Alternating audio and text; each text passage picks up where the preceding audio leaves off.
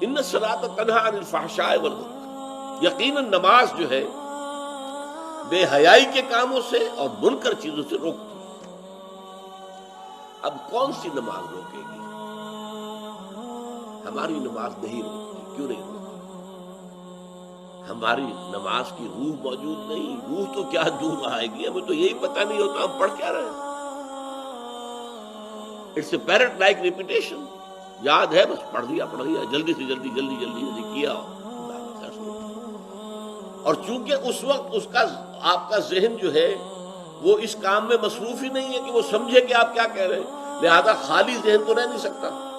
اس وقت آپ کے ذہن میں سب مسائل آ جائیں گے، دکان میں فلاں چیز کم ہو گئی تھی، مجھے خرید کے لانی تھی، فلاں معاملہ یہ تھا، فلاں جو ہے جو افسر نے وہ فائل کے بارے میں کہا تھا وہ ابھی تک تلاش نہیں ہو سکی ہے، وہ کرنی کیوں آ جائے گی۔ اس لیے کہ دماغ جو ہے خالی نہیں رہ سکتا۔ جب آپ کا دماغ نماز کے اندر انوالوڈ نہیں ہے تو ویکوم رہ نہیں سکتا اس دماغ میں، پھر وہ چیزیں آپ کی آئیں، اسی کے اوپر آپ کھڑے ہو کر زبان آپ کی پڑھ رہی ہوگی اور دماغ کہیں اور ہوگا۔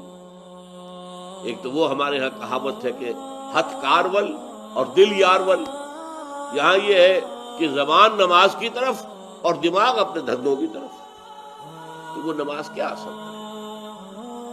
لیکن نماز کی روح موجود ہو، اس میں حضور ہو کہ میں کھڑا ہوں اللہ کے حضور میں، سجدہ کرے تو محسوس کرے کہ میں نے اللہ کے قدموں میں اپنا سر رکھ دیا۔ یہ کیفیت نماز کی ہے تو یقیناً وہ انسان کے کردار پر اثر انداز ہو۔